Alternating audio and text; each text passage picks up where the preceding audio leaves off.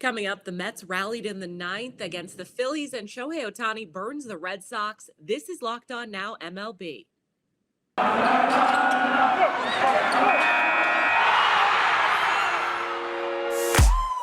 The biggest games, the best performances, expert analysis. You are Locked On Now.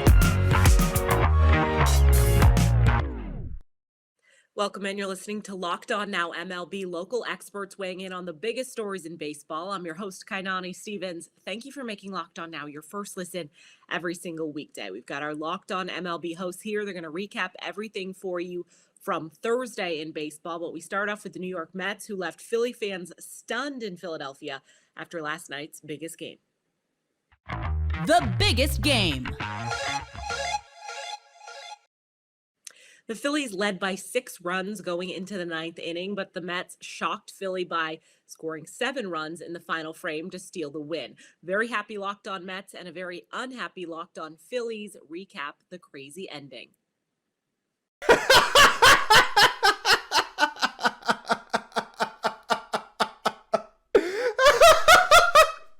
Oh, man. Imagine if you're a Philly fan.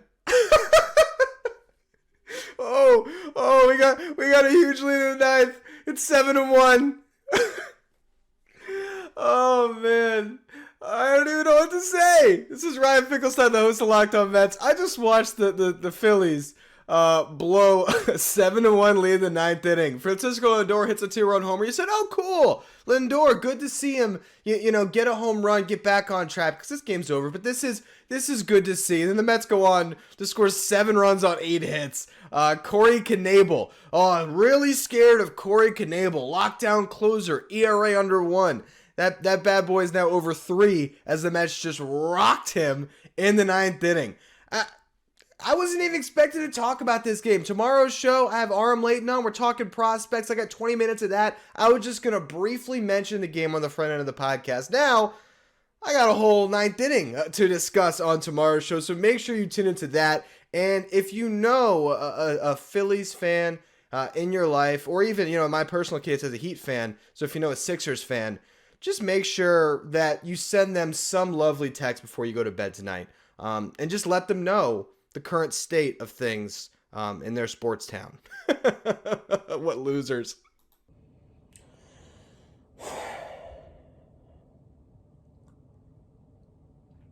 I'm sitting here in a dark room.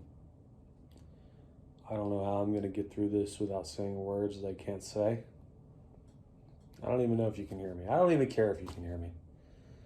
I'm Connor Thomas, host of Locked On Phillies. Wish I could be host of Locked On any of the other 29 teams in Major League Baseball. The worst loss of my lifetime. An impossible loss. This team is broken. The manager is going to lose his job. I can't trust any of these players. I can't trust this team. I can't trust this bullpen. The starting pitching breaks their backs for this team, and it doesn't matter. It doesn't matter. They can throw a perfect game. They'll lose somehow. I'm over it.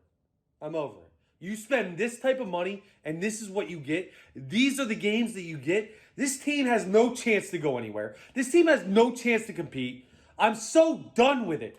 Show up and show pride. Get 3 outs before you give up 7 runs in the damn ninth inning. I don't know what else to say. This team has broken me, clearly. We're on to tomorrow, I guess. Go Phils. The Guardians bullpen almost blew a lead to the Blue Jays last night before holding on for a 1-run win at the end. Our Locked On Guardians and Blue Jays hosts have both sides of the series opener. So we know how this rest of the series is going to go based on every single series outside of the Padres and the Royals, which means sweep. So the Guardians are going to sweep the Blue Jays by winning the opening game here. Blue Jays tried to come back at the end. They really put forth a fantastic effort. Bullpen stepped up. It was for Savali, might have been his best start of the year, which still doesn't say a whole lot. Nick Sandlin struggled, but Clase and Shaw, and Sandlin worked his way out of it. Stephen Kwan, though, of course, like every day almost, he is the story of this game with his first Major League home run, a 2-run shot in the first, We'll get into this game in depth. We'll talk about the Jose Ramirez news in terms of all the stuff that came out on his contract extension on tomorrow's show. We'll also talk about Logan Allen going to, not Philly, to Baltimore. So make sure to check out Locked On Guardians to hear more about another win by your Cleveland Guardians. Tough game for the Jays today. Jose Barrios, he just didn't bring it. I mean, 4 2/3, 6 earned runs, and here's the scary part, no strikeouts? I mean, come on. And, the Jays did their best comeback impersonation, or at least a Mets impersonation, I guess, if it's on this day. But they couldn't quite get the job done. Though the bats, they were pretty good. I mean, Bo Bichette, he continues to be hot, whether you're talking about his level of attractiveness or what he's got with a bat in his hands. And then, Vladimir Guerrero just stroked the pitch from Aaron Savali, and he must have missed a spot because that was a fastball right down the middle. Ben put it as you don't press the PS4 controller in time, and MLB The Show just throws a fastball right down the middle. Kind of what that pitch was. Guerrero hit that one out, but, at the end of the day, it wasn't enough. Tom Kwan, he hits his first home run in his major league career. I don't think we saw that happening against a guy who's supposed to be the Blue Jays ace. Overall, brutal game. The Mariners chipped away at the Tampa Rays' 4-run lead throughout the late innings, but came up just short against Tampa. Locked On Mariners reviews everything post-game.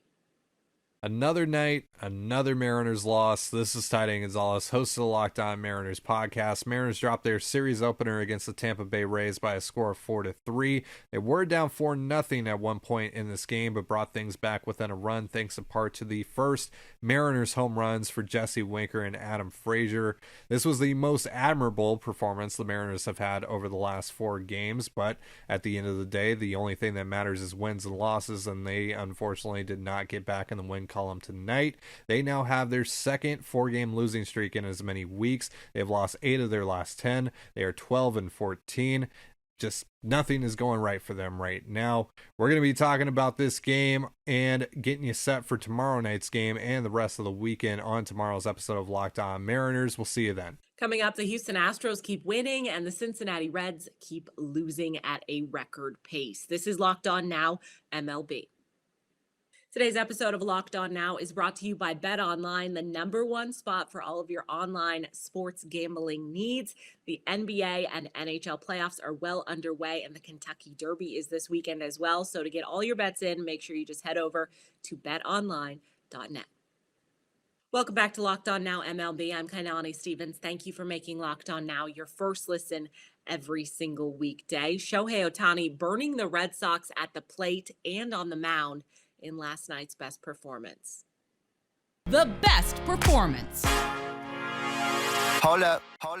27, 28, 29. One face for every swing and miss from Shohei today. What's going on, everybody? It's John from Locked On Angels. And woo, what an incredible game the Angels just had against the Red Sox, taking 2 out of 3 in this series, going 4-3 on this road trip. It was a tough one, but they came out on the winning side, and now they're headed back home to face the Nationals. The story of the day was Shohei Ohtani going 7 innings strong, no runs, no walks, 6 hits, and 11 Ks, and like I mentioned, 29 swings and misses today, which is the most so far this season for any pitcher in Major League Baseball. Incredible. He also got in on the offensive side as well, but the true story here was Jared Walsh finally breaking open the offense today, hitting a 2-run home run around the pesky pole, and also having an inside-out 2-run single to the opposite field. So he had 4 RBIs today. He's got 8 over the last 2 games, which is about half of what he's had all season long. So it looks like Jared Walsh is finding that all-star form from last year. Of course, we had an RBI single from David Fletcher, RBI ground out from Rendon. The Angels just piled on, and they piled on well. And Brandon Marsh also had a good game. He finally broke out of his slump, and he hit a nice solo shot to add on. And the Angels didn't have to go to the bullpen except for Mike Myers, so they saved their best relievers for this upcoming series. And they did all of this without Mike Trout today. Mike Trout was off. So let's get home. Let's beat up on the Nationals. If you want to hear us talk about it, my brother Mike and I, you can catch us on Locked On Angels, wherever you get your podcasts, or if you want to join us on YouTube, we'll see you there on tomorrow's episode. The Red Sox didn't allow a run until the 7th, but still ended up losing by 8 when it was all said and done. Locked On Red Sox looks into the late collapse. Shohei Ohtani and the Angels offense just proved to be too much for the Red Sox as Boston dropped yet another game and lost another series. Hey, it's Lauren from Locked On Red Sox, and another really annoying loss for Boston on Thursday afternoon at Fenway Park. They did drop the final game of the series to the Angels. Rich Hill turned in yet another good start, a third straight solid start from Hill, but this bullpen, Tanner Houck, it just did nothing for the Red Sox, and the offense once again went cold. Trevor Story heard the boo birds after striking out 4 times at Fenway Park.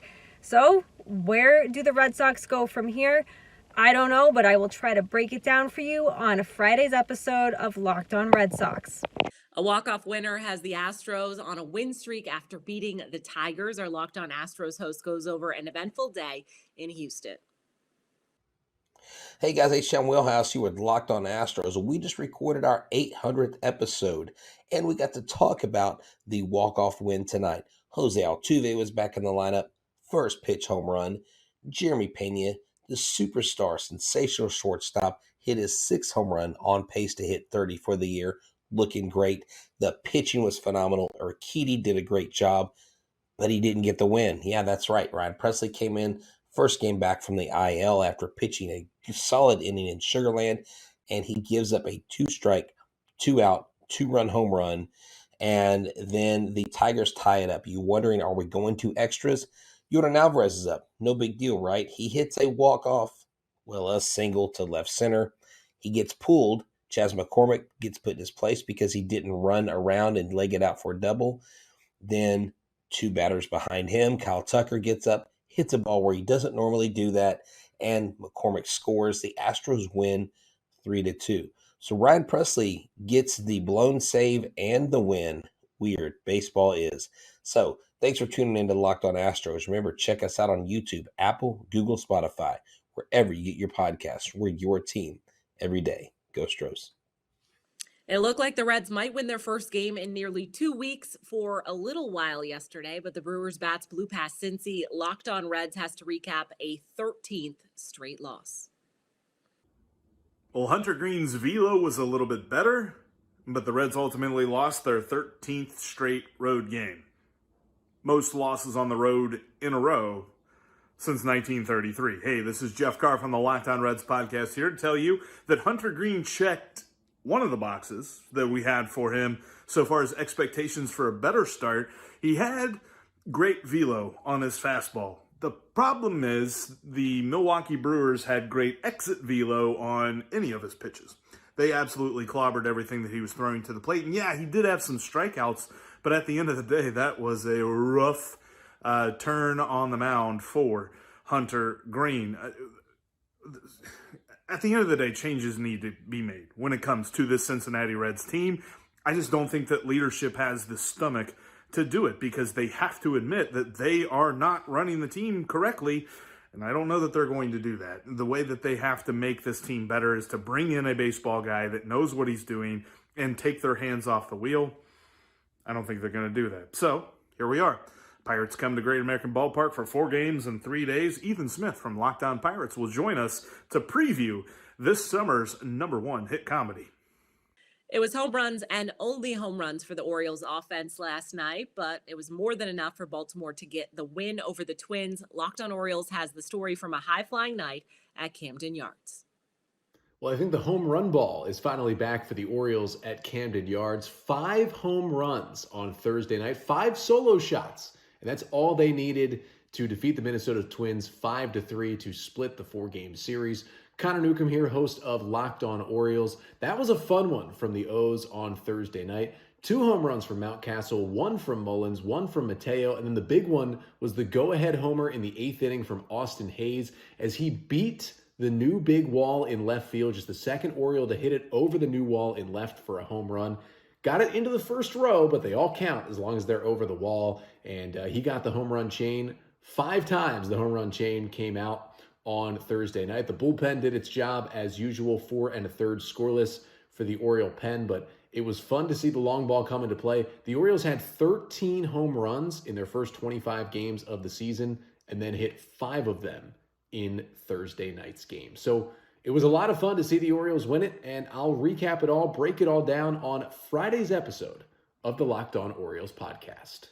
That's all for today on Locked On Now MLB. Thank you for making Locked On Now your first listen every single weekday. Make sure you check out your Locked On podcast and Locked On MLB. I'm Kainani Stevens. This has been Locked On Now.